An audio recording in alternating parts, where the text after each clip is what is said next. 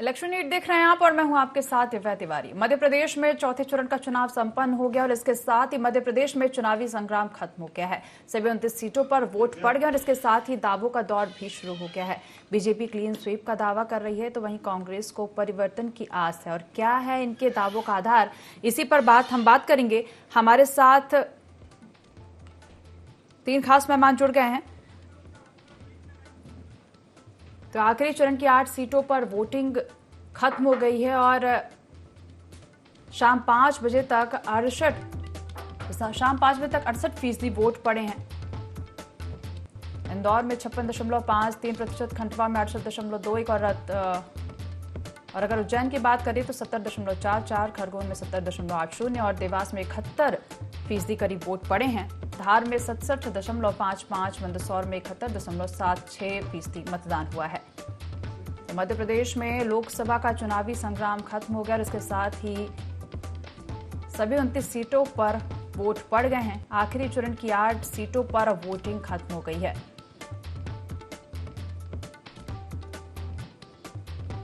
तो शाम 5 बजे तक 68%।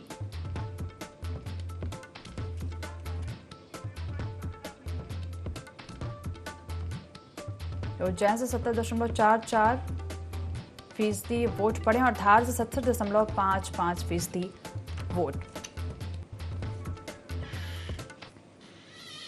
तो चलिए हम इसी पर चर्चा को आगे बढ़ाएंगे। हमारे साथ 3 खास मेहमान जुड़ गए हैं। सचिन वर्मा जी मीडिया पैनलिस्ट हैं बीजेपी से और विवेक त्रिपाठी जी प्रवक्ता हैं कांग्रेस से। आप दोनों का बहुत बहुत स्वागत है। सबसे पहले मैं विवेक जी आपके पास आना चाहूंगी। अभी जो 8 सीटों की अगर वोटिंग परसेंटेज की बात करें तो ओवरऑल 68% वोटिंग परसेंटेज है। क्या कहना चाहेंगे इन वोटिंग परसेंटेज को लेकर? देखिए, निश्चित ही जिस तरीके से पिछले 3 चरणों में मतदान प्रतिशत कम रहा, ये कहीं न कहीं जनता की मैं समझता हूँ उदासीनता दिखाता है। जिस तरीके से 10 सालों से केंद्र में मोदी सरकार है, वो मोदी जी ने जितनी गारंटियाँ दी थी, उन सारी गारंटियों में विफल साबित हुए हैं। तो जनता का मोह भंग हुआ है और निश्चित ही जिस तरीके से मोदी जी ने आह्वान किया था कि प्रत्येक पोलिंग बूथ पे 370 वोटों की वृद्धि करनी है, तो जनता ने उनके आह्वान को नकारने का जो ये कार्य किया है, इससे स्पष्ट रूप से नज़र आता है कि 4 तारीख को जब परिणाम आएगा, तो मोदी जी को चिंता में डालने वाला होगा। निश्चित ही जब आप सरकार में आए थे, तब आपने सरकार में आने से पहले देश की जनता से वादा किया था कि हम बेरोजगारी को खत्म कर देंगे, महंगाई पे अंकुश लगाएंगे, भ्रष्टाचार को मिटा के रख देंगे। तो इन सभी मूल जो विषय थे, आज इन विषयों पे से मोदी जी चर्चा करने से बचते नजर आए। पूरे भाजपा के प्रत्याशी चर्चा करने से बचते हुए नजर आए।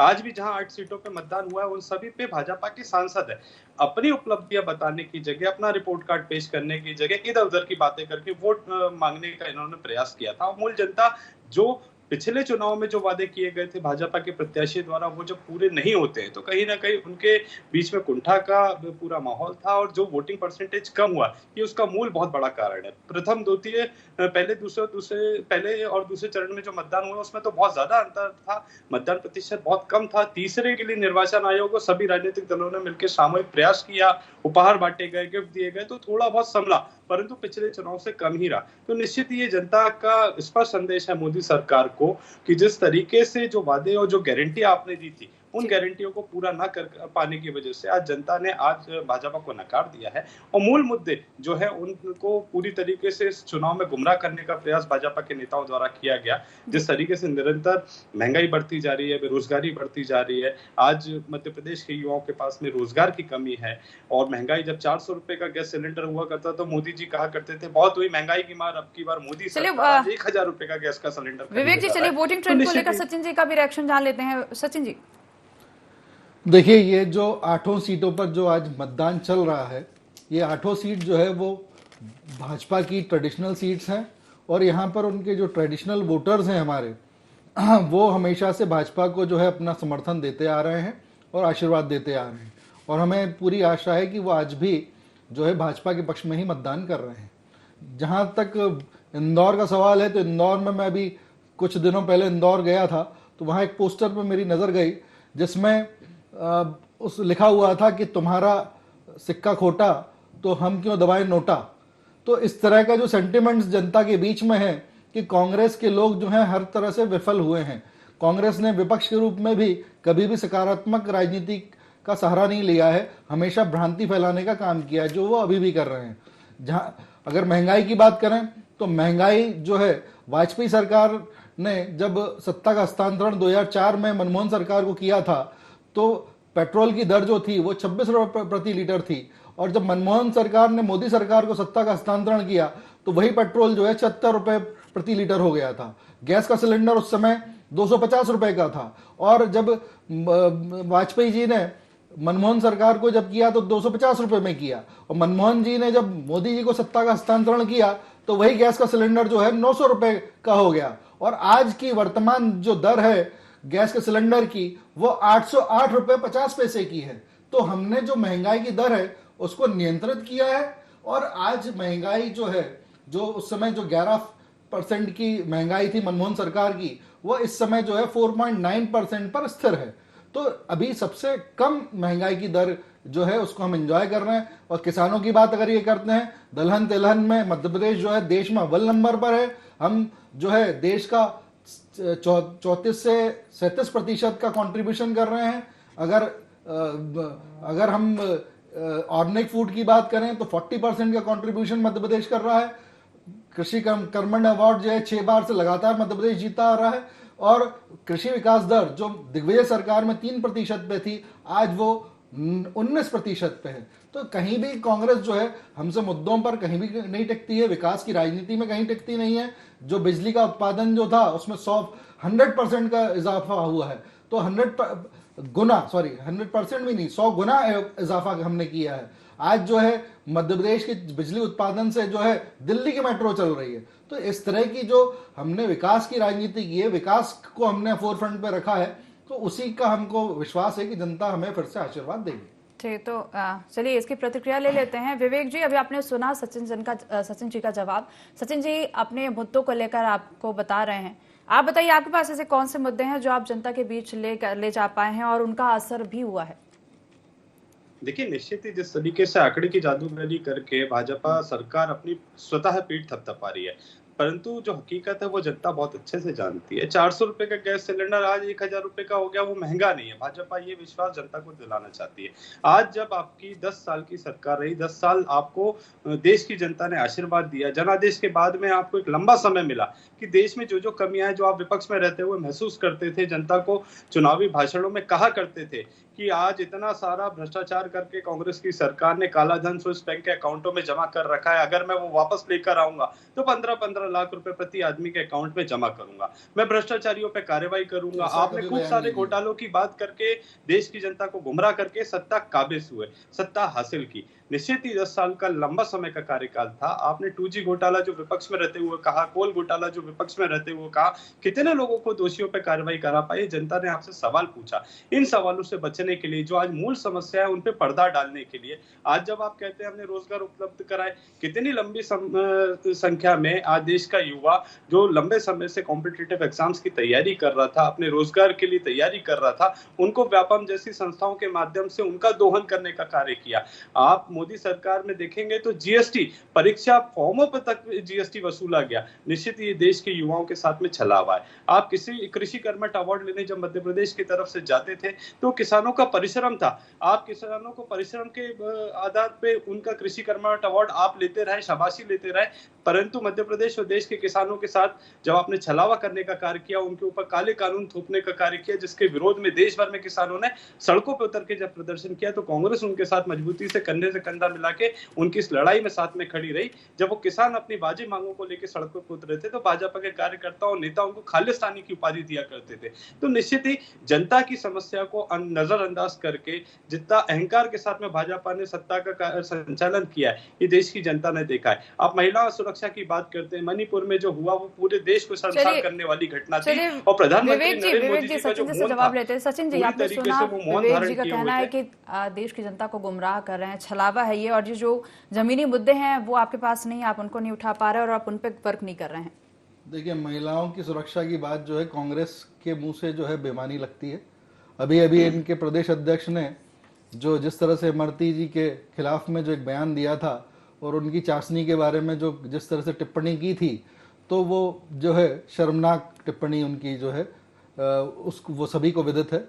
इसी तरह जब उनके शीर्ष नेता जब टंच माल बोलते हैं महिलाओं को और आइटम बोलते हैं, तो तो इस प्रदेश की जनता देखती है, ये पूरे देश की जनता देख रही है। जब इनकी खुद की कांग्रेस की नेत्री सुनीति शिनेत जो है, सुप्रिया शिनेत, जब वो बोलती हैं, हमारी कांग्रेस की एक नेत्री भाजपा की एक स्टार नेता के खिलाफ में अगर वो बोलती हैं, तो इस तरह से ये विदित है कि कांग्रेस के नेताओं का ये चरित्र है कि वो महिलाओं के विरुद्ध जो है उस तरह की टिप्पणी करते हैं। अभी इनके कांतिलाल भूरिया जी, जो अभी आज जिनके मतदान जिनके खिलाफ में हो रहा है रतलाम में, उनका भी ये टिप्पणी थी कि 2 बीवियों को जो है वो योजनाओं का लाभ देंगे। तो जिस तरह से ये महिमा मंडित करते हैं, जिस कुप्रथा को हम रोकना चाहते हैं, हम 3 तलाक के मुद्दे को लेकर आए और 3 तलाक को हमने जब उसका प्रावधान जो हटाया, तो हमने महिलाओं के उत्थान के लिए वो कार्य किया। और आज जो है कांग्रेस के नेता खुलेआम जो है एक कुप्रथा को बढ़ावा देने का काम करते हैं कि 2 बीवियां हैं तो उनको दुगना लाभ मिलेगा, और उसको जो है इंडोर्स करते हैं। उनके अध्यक्ष जो है प्रदेश अध्यक्ष उसको इंडोर्स करते हैं कि हाँ हाँ बहुत अच्छी बात बोली है इन्होंने। तो इस तरह से जब हम लाडली बहनाओं की बात करते हैं, तो आज वो पहली पत्नी हो चाहे दूसरी पत्नी हो, हम तो बहनों की बात कर रहे हैं। हर नारी को हर महिला को उसका लाभ मिलना चाहिए। तो हम एक सामूहिक रूप से लाभ की बात करते हैं, बट कांग्रेस जो है एक राजनीतिकरण की बात करती है। जब कांग्रेस सत्ता में आती है कर्नाटक और तेलंगाना में, तो वो मुस्लिम आरक्षण की बात करते हैं, मुस्लिम आरक्षण लागू कर देते हैं, और जिसको माननीय सुप्रीम कोर्ट जो है स्टे कर देती है, ये जानते हुए कि जो 50% की जो उच्चतम सीमा है उससे अधिक आरक्षण नहीं दिया जा सकता है। किंतु एक वर्ग विशेष को लाभान्वित करने का एक छलावा दिखाकर कांग्रेस आरक्षण को लागू कर देती है, जिससे माननीय सुप्रीम कोर्ट को स्टे करना पड़ता है। तो धर्म की और जो है तुष्टीकरण की राजनीति जो है कांग्रेस कर रही है। हम जो राजनीति कर रहे हैं वो संतुष्टिकरण की राजनीति कर रहे हैं, हम विकास की राजनीति कर रहे हैं। हमारी जो योजना है मोदी सरकार की, वो किसी वर्ग विशेष के लिए नहीं है, सभी क्षेत्रों और सभी वर्गों के लिए समान रूप से है। आज अगर हम धर्म के अनुसार अगर योजनाओं का वर्गीकरण करें, तो अगर उज्ज्वला योजना में 37% उस योजना का जो लाभ मिला है वो मुस्लिम जनता को मिला है, 37% का।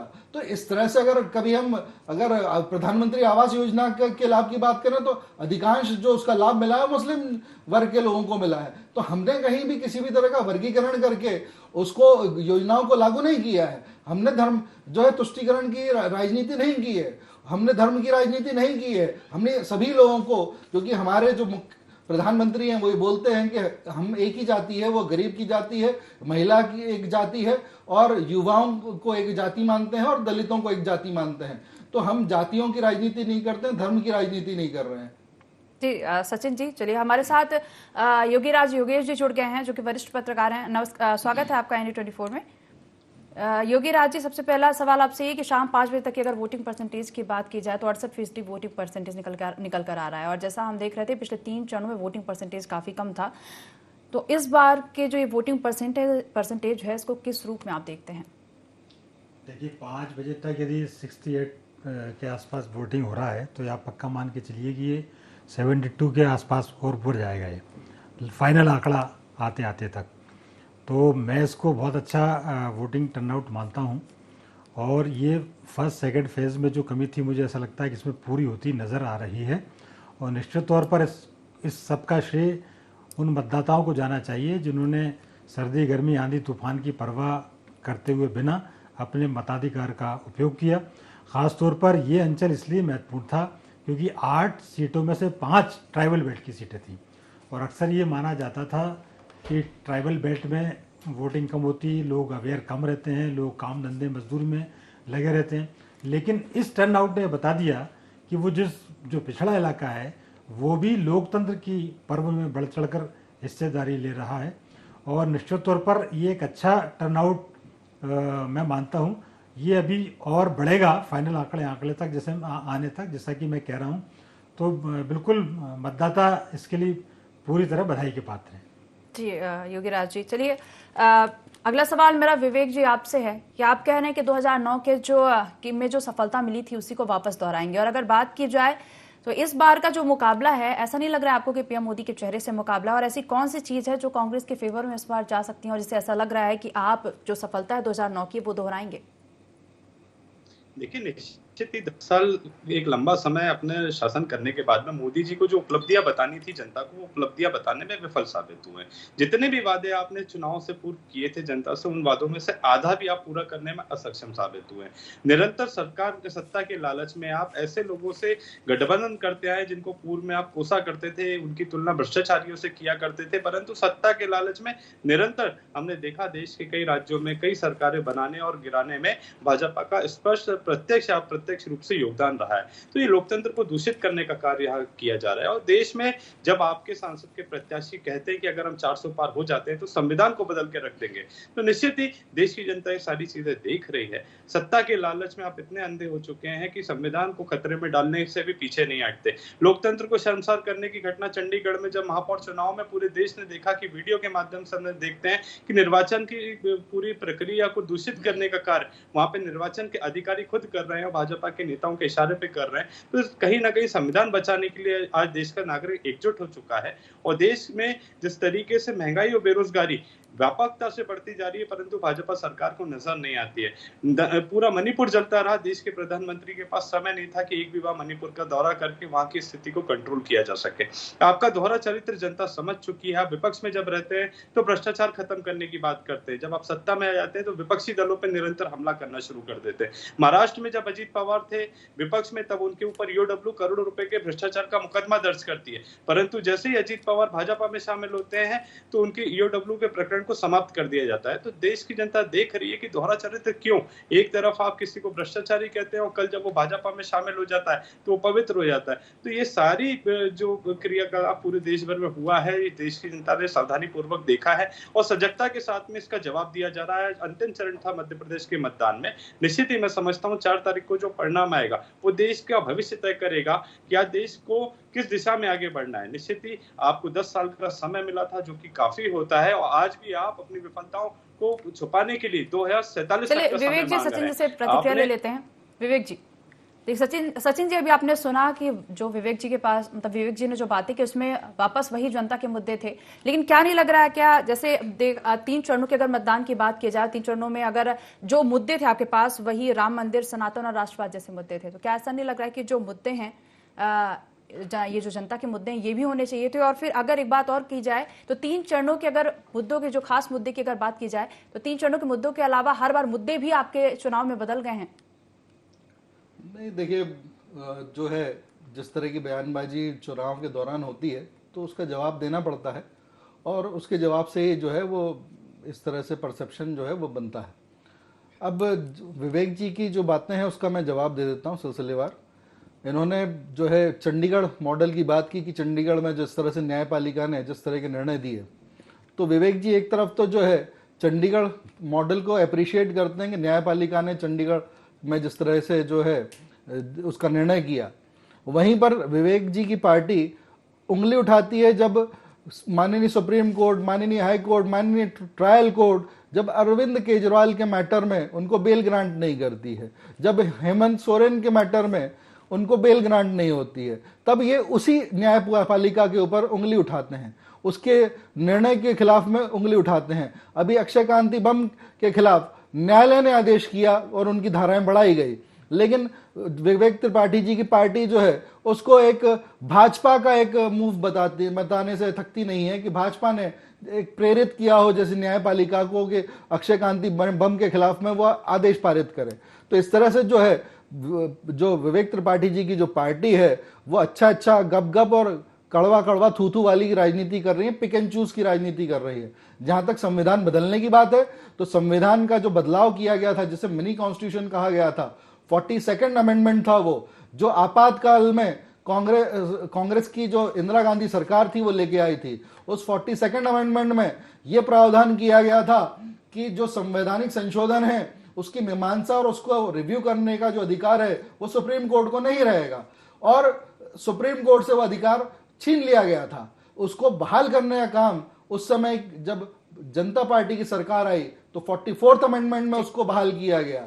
इस उस अमेंडमेंट का मायने अगर आप समझते हैं कि आज जीएसटी का जो संवैधानिक संशोधन किया गया उसके खिलाफ में कोई पिटीशन माननीय सुप्रीम कोर्ट में नहीं लग पाती, आज 370 के संबंध में कोई पिटीशन माननीय सुप्रीम कोर्ट में नहीं लग पाती, तो लोकतंत्र की हत्या करने का काम अगर किया है तो कांग्रेस ने किया है। प्रस्तावना को जो संविधान की आत्मा होती है उस आत्मा को बदलने का कुसित जो काम किया है वो कांग्रेस की पार्टी ने किया है। तो कांग्रेस जो है अपने जो कुकर्म है उसी का आज जो है खामियाजा भुगत रही है और वर्षों से जो है विपक्ष में बैठी है। चलिए सचिन जी, योगीराज जी से इसका जवाब ले लेते हैं। योगीराज जी, हम देखा जाए मतलब अगर देखें, हम मुद्दों की बात करें तो मुद्दों को लेकर शुरू में राम मंदिर, सनातन और राष्ट्रवाद यही बीजेपी के मुद्दे रहे हैं जिनको लेकर चुनावी मैदान में बीजेपी उतरी थी। लेकिन अगर जैसे जैसे चुनाव के चरण बढ़ते गए वैसे वैसे मुद्दे भी बदलते गए और कुछ और मुद्दे सामने आते गए। वहीं अगर दूसरे मुद्दों की बात की जाए तो अक्सर ये आरोप लग रहा है कि जो जनता के मुद्दे हैं वो बीजेपी नहीं उठाती है। क्या कहेंगे इस पर आप? नहीं, मुद्दे तो उठाए जाते हैं दोनों राजनीतिक पार्टियों की तरफ से, लेकिन ये बात सही है कि वो जो जिन मुद्दों की बात पूरे 5 साल होती है वो बात चुनाव के दौरान सुनाई नहीं देती। चुनाव के दौरान कुछ अलग ही मुद्दे सामने आ जाते हैं। अब इतने दिनों से बात हो रही थी बेरोजगारी की, महंगाई की, पेट्रोल डीजल की, गैस की, लेकिन चुनाव किस पर आकर केंद्रित हो गया? एक तरफ से कहने लग गए कि हम आए तो जातिगत जनगणना कराएंगे, एक तरफ से कहने लग गए कि हम साहब आए तो मुस्लिमों को आरक्षण देंगे। तो ये सब 5 साल क्यों बात नहीं हुई है और अचानक से ये इश्यूज आपको क्यों महत्वपूर्ण लगने लगे? मतलब जनता के जो कोर इश्यूज हैं उनको आप छोड़ दोगे वोट बैंकिंग की खातिर। आपको वो दिखेगा जो लंबा चौड़ा जो एक मुश्त जो वोट बैंक है उसको प्रभावित करने के लिए हमें कुछ भी करना पड़े तो हम वो जनता से वादे करेंगे, चाहे भले वो लोगों को पसंद आए या ना आए। संविधान संशोधन की बार बार बात होती है। संविधान में संशोधन ऐसा नहीं है कि कोई पहली बार होने जा रहा है, 100 बार संविधान में संशोधन हो चुके हैं। और यदि देश में समान नागरिक संहिता लागू करने के लिए संविधान में संशोधन आवश्यक है तो वो होना चाहिए। आरक्षण मिटाने के लिए संविधान में संशोधन होना आवश्यक है तो वो होना चाहिए। एक देश के आम नागरिक के नाते ये मेरी भी भावना है। क्यों होना चाहिए आरक्षण? क्यों मिलना चाहिए किसी जाति को, किसी धर्म के आधार पर?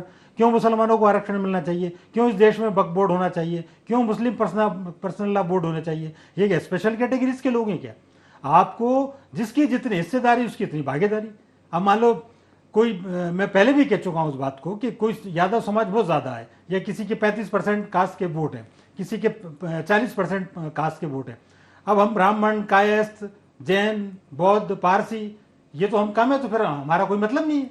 हमें संविधान से कुछ मिलने वाला नहीं है आरक्षण की आड़ में। आप आरक्षण उनको दोगे जिनके वोट ज्यादा है, तो ये कौन से न्याय है? और इस न्याय के लिए यदि संविधान में संशोधन होना है तो संविधान में संशोधन होना चाहिए। पहली बार संविधान में संशोधन नहीं हो रहा तो ये कह के बार बार गुमराह किया जाना, बार बार डराया जाना कि साहब वो आ जाएंगे तो संविधान में संशोधन करेंगे। अरे कांग्रेस 70 साल थी 100 संविधान में संशोधन किए और जैसा चाहा वैसा संविधान में संशोधन हुआ। तो ऐसा क्या, जनता के हित के लिए कोई भी संशोधन अनिवार्य है, वो होना चाहिए। वो ये नहीं बोलना चाहिए कि साहब ये आ जाएंगे तो ऐसा कर देंगे, वो आ जाएंगे तो वैसा कर देंगे। जनता के कल्याण के लिए बदलने की भी कोई बात हो तो बदला जाना चाहिए और बात दोनों राजनीतिक दलों को या जो भी राजनीतिक दल हैं उनको करना चाहिए। समाज के अंतिम वर्ग के लोगों को न्याय मिले। ये नहीं कि उसकी जाति के वोट यदि 10 भी हैं तो उसको न्याय मिलना चाहिए। ये नहीं कि किसी के 1000 वोट हैं तो आप वो नहीं मांग रहा तो भी उसको देते चले जाओ। आप एक बार दो, 2 बार दो, 3 बार दो, लगातार देते चले जाइए आप, क्योंकि आपको वोट बैंक चाहिए। इस आरक्षण की राजनीति पर विराम लगना चाहिए। देश इन सब चीजों से उगता गया है, लेकिन इस देश का दुर्भाग्य है जब चुनाव आते हैं तो आरक्षण की बात होने लगती है। जी चलिए सचिन जी, एक छोटा सा सवाल आपसे है कि ये जो 8 सीटें हैं उनमें इनमें आदिवासी मतदाता जो है काफी अहम है, तो क्या लग रहा है कितना फायदा इससे आपको मिलता दिख रहा है? क्योंकि आदिवासी भी हैं, दलित और किसान, इनका कितना फायदा आपको इस चुनाव में?